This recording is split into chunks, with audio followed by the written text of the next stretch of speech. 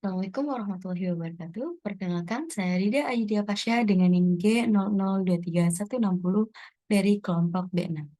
Baik, di sini saya akan menyampaikan materi tentang otot-otot penyusun dinding abdomen, rektal anal, dan organ-organ di dalam perut guna memenuhi tugas laporan praktikum anatomi blok 1.3 saya.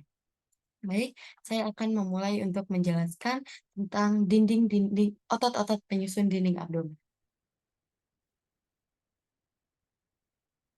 Nah, kok bisa sih six pack? Otot-otot apa sih yang bisa bikin six pack? Jadi, jawabannya akan kita pelajari bersama-sama. Di mana ot- eh, di abdomen atau di perut kita ada lapisan dinding abdomen, dan lapisan dinding abdomen ini terbagi menjadi dua, anterolateral dan posterior. Nah, untuk lapisan dinding abdomen anterolateral sendiri ada 7 lapisan, yaitu ada lapisan kulit, fascia superficialis yang terdiri dari fascia Camper dan fascia scarpa. Yang ketiga ada fascia profunda. Yang keempat ada musculi et aponeurosis. Di, di musculi et aponeurosis sendiri ada 5 musculus. Ada musculus obliquus externus abdominis, musculus obliquus internus abdominis, musculus transversus abdominis, musculus rectus abdominis, dan musculus pyramidalis abdominis. Dan di lapisan kelima ada fascia transversalis. Lapisan keenam ada fascia extraperitonealis atau yang berisi nanti jaringan lemak. Dan yang terakhir ada periosteum parietale. Baik, untuk lapisan yang pertama ada lapisan kulit, di mana kulit melekat pada struktur yang terletak di bawahnya dengan longgar, kecuali pada umbilikus atau pada pusar, di mana di pusar ini kulit ditambatkan sebagai jaringan parut. Lanjut ke lapisan kedua yaitu fascia superficialis. Nah, di mana fascia superficialis ini terbagi menjadi dua, fascia Camper dan fascia scarpa. Nah, fascia superficialis sendiri atau jaringan subcutaneus abdomen merupakan lapisan jaringan penyambung berlemak, biasanya merupakan satu lapisan yang mirip dan berkesinambungan dengan fascia superficialis di seluruh regio tubuh lainnya. Namun, pada bagian bawah anterior dinding abdomen, di bawah umbilikus, jadi di bawah pusar, lapisan ini membentuk dua lapisan, yaitu ada lapisan superficialis berlemak atau fascia Kemper, dan juga fascia scarpa atau lapisan profundus membranosum. Lanjut, eh, nah ini tadi fascia Kemper dan fascia scarpa. Jadi fascia Kemper sendiri itu lapisan superficialis berlemak yang ketebalannya bervariasi. Lapisan ini berlanjut dari atas ligamentum inguinale dengan fascia superficialis, paha, dan lapisan serupa di perineum. Lalu fascia scarpa itu fascia profundus membranosum, fascia superficialis. Ini tuh tipis dan bersifat membran serta berisi sedikit atau tanpa lemak. Nah, di inferior, lapisan ini berlanjut ke paha atau regio femoralis. Namun, tepat di bawah ligamentum inguinale, lapisan ini menyatu dengan fascia profundus regio femoralis atau fascia lata. Lanjut ke lapisan yang ketiga, fascia profunda, di mana lapisan tipis ini jaringan ikat yang menutupi muskulus yang terletak tepat di tepi dalam fascia scarpa. Jadi fascia profunda itu di bawahnya, tepat di bawahnya si fascia scarpa. Nah, fascia profunda itu akan menutupi setiap flat muscle pada regio abdominalis, baik di anterior maupun di posteriornya. Nah, lalu ada musculi et aponeurosis. Nah, di musculi et aponeurosis ini juga terbagi menjadi dua, di mana ada flat muscle dan vertical muscle. Di mana di flat muscle sendiri ada musculus obliquus externus abdominis, ada musculus obliquus internus abdominis, dan ada musculus transversus abdominis. Lalu vertical muscle sendiri ada musculus rectus abdominis dan musculus pyramidalis abdominis. Nah, di eh, di abdomen sendiri ini ada eh, garis tengah yang membagi tepat di media atau disebut juga linea alba. Merupakan pembentukan aponeurosis dari musculus obliquus externus abdominis, musculus obliquus internus abdominis, dan musculus transversus abdominis yang membentang dari processus symphoideus sampai symphysis pubica.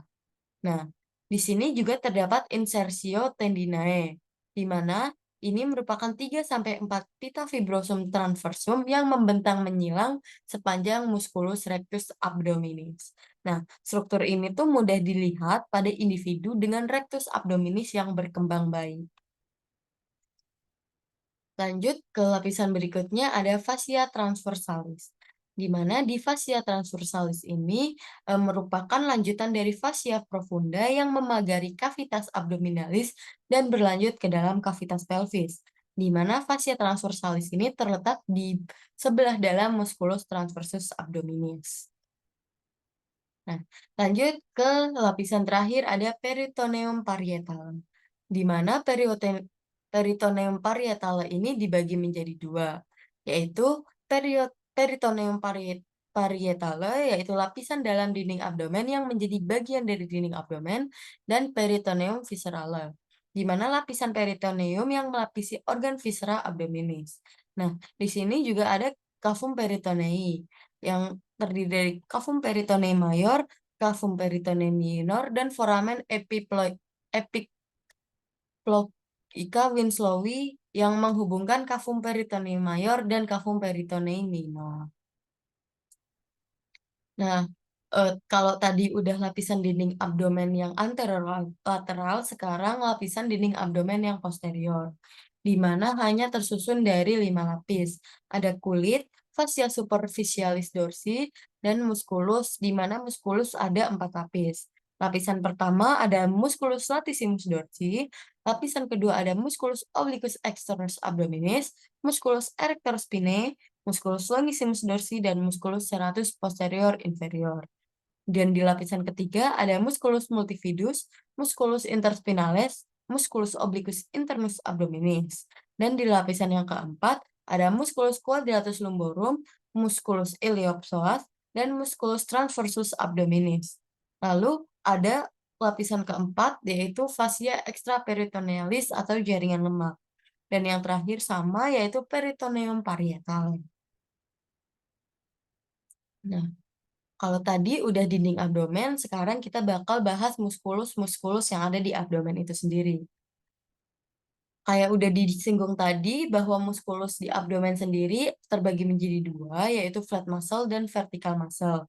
Di mana di flat muscle itu ada musculus obliquus externus abdominis, musculus obliquus internus abdominis, musculus transversus abdominis, dan di vertical muscle ada musculus rectus abdominis dan musculus pyramidalis abdominis. Nah, flat muscle sendiri ada musculus obliquus externus abdominis yang serat-seratnya itu membentuk inferomedial atau membentuk huruf V ke bawah. Nah, lalu ada flat muscle musculus obliquus internus abdominis di mana serat-seratnya itu membentuk superomedial, itu ke bawah, serat-seratnya ke bawah atau membentuk seperti huruf A. Lalu lanjut untuk fat muscle musculus transversus abdominis sendiri ini bentuknya transversal. Lanjut ke vertical muscle. Di vertical muscle ini ada musculus rectus abdominis dan musculus pyramidalis, di mana nanti musculus rectus abdominis ini dibagi menjadi 4 bagian oleh insersio tendinae yang tadi terdiri dari 3-4 lapisan fibrosum. Nah, jadi intersectiones tendinae ini nantilah yang membentuk si six pack itu. Jadi kalau orang rajin olahraga, musculus rectus abdominisnya berkembang dengan baik, maka akan muncul intersection tendinae ini. Nah, lanjut ke rectum proprium dan canalis analis. Jadi, rectum proprium itu merupakan rectum atau tempat terakhir dari saluran pencernaan setelah kolon sigmoideum. Jadi ke atas itu ada kolon sigmoideum di sekitar level vertebra SII dan ke bawah dengan kanalis-analis ketika struktur tersebut menembus dasar pelvis dan berjalan melewati perineum untuk berakhir sebagai anus. Jadi rektum itu merupakan elemen paling posterior dari viscera pelvis, terletak langsung di anterior dari dan mengikuti kontur cekung sakrum. Nah, batas anorektalis tertarik ke depan, flexura perineatis oleh karena kontraksi musculus puborectalis, sehingga kanalis analis bergeser dalam arah posterior saat melintas ke inferior melewati dasar pelvis. Nah, selain sesuai dengan kurvatura sat umum sakrum pada bidang antero posterior, rektum memiliki tiga kurvatura lateral. Yang pertama kurvatura atas dan kurvatura bawah menuju kanan dan kurvatura tengah menuju kiri. Bagian bawah rektum itu meluas untuk membentuk ampula rekti. Akhirnya berbeda dengan kolon. Rektum tidak memiliki muskuli yang membentuk tenea coli, appendices omentales dan juga haustra coli. Jadi si rektum ini nggak punya struktur yang kayak dimiliki kolon. Nah, lanjut untuk kanalis analis, di mana kanalis analis ini terbagi menjadi 4 segmen, yaitu zona columnaris, pectenanalis, zona cutanea, dan juga zona hemorrhoidalis, di mana di zona hemorrhoidalis ini tempat terjadinya si hemoroid tadi. Jadi hemoroid itu atau ambeien itu bisa terjadi di zona hemorrhoidalis. Nah, untuk struktur permukaannya sendiri, kolumna rectalis ada vulvulae analis dan sinus rectalis. Nah, di muskulus penyusunnya itu ada musculus sphincter ani externus, musculus sphincter ani internus, dan musculus corrugator ani, dan juga musculus puborectalis. Nah, ini untuk neurovaskularisasi dari rektum sendiri. Untuk arterinya ada arteri rectalis superior, arteri rectalis media, dan juga arteri rectalis inferior. Nah, untuk venanya sendiri ada vena rectalis superior, vena rectalis media, dan juga vena rectalis inferior. Jadi, vena rectalis, vena dan arterinya itu sama, superior, media, dan inferior. Lanjut ke peritoneum. Peritoneum merupakan suatu membrana serosa tipis yang melapisi dinding kavitas abdominalis dan di beberapa titik berefleksi ke viscera abdomen, memberikan penutup sempurna atau sebagian. Nah, peritoneum yang melapisi dinding adalah peritoneum parietale, sedangkan peritoneum yang melapisi viscera merupakan peritoneum viscerale. Jadi, peritoneum parietale merupakan peritoneum yang melapisi dinding abdomen dan peritoneum viscerale adalah peritoneum yang melapisi viscera atau organ. Lanjut kita ke peritoneum viscerale, di mana peritoneum viscerale ini terbagi menjadi dua, yaitu intraperitoneum dan juga retroperitoneum. Di mana intraperitoneum ini merupakan organ intraperitoneal yang seluruh permukaannya dilapisi oleh peritoneum, berada di dalam kavitas peritonealis. Dan ada juga retroperitoneum di mana organ atau visceranya berada di luar kavitas peritoneum dan hanya dilapisi permukaan anteriornya saja, bukan seluruh permukaan. Jadi dia itu ada permukaan yang tidak dilapisi oleh peritoneum viscerale. Nah, apa sih organ-organ yang ada di retroperitoneum dan intraperitoneum sendiri? Jadi, organ di retroperitoneum, untuk mudah menghafal, kita hanya menghafal organ di retroperitoneum, di mana ada singkatan yang dibuat untuk memudahkan penghafalan, ada Sattvaker, suprarenal gland, aorta, duodenum, kecuali part superior, pankreas kecuali cauda, ureter, kolon ascendens et descendens, kidney atau ginjal, esofagus, dan juga rektum. Nah, selain organ yang ada di retroperitoneal, merupakan organ intraperitoneum. Lanjut ke duplikator peritoneum. Ada mesenterium, omentum, dan ligamentum peritonei. Nah, pertama mesenterium. Mesenterium ini untuk melekatkan viscera intraperitoneal dinding abdomen posterior. Mesenterium memiliki nama yang berbeda tergantung tempatnya berada. Kalau misal mesenterium itu sendiri di kolon, namanya itu mesokolon. Kalau mesenteriumnya itu di intestinum tenue atau usus halus itu namanya mesenterium. Dan kalau, mesenteriumnya sendiri di appendix, namanya itu mesoappendix atau mesenteriolum. Lanjut ke omentum. Omentum ini ada omentum maius dan omentum minus, di mana omentum maius itu nanti melekat di curvatura gastrica mayor dan omentum minus melekat di curvatura gastrica minor.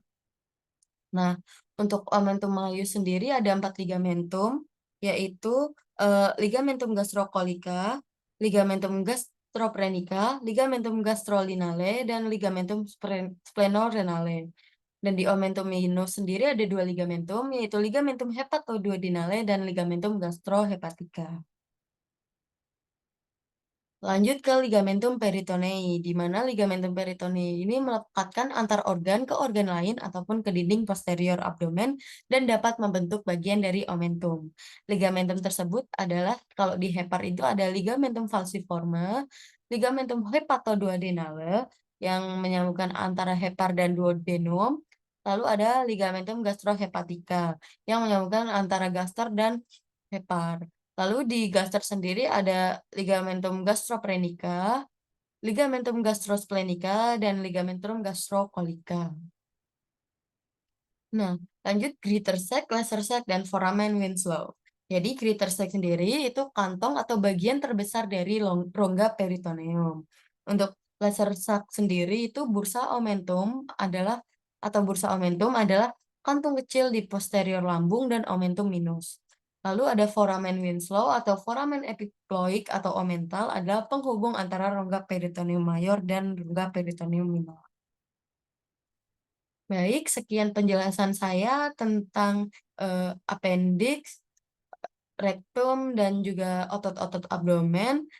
Kurang lebihnya mohon maaf. Terima kasih. Wassalamualaikum warahmatullahi wabarakatuh.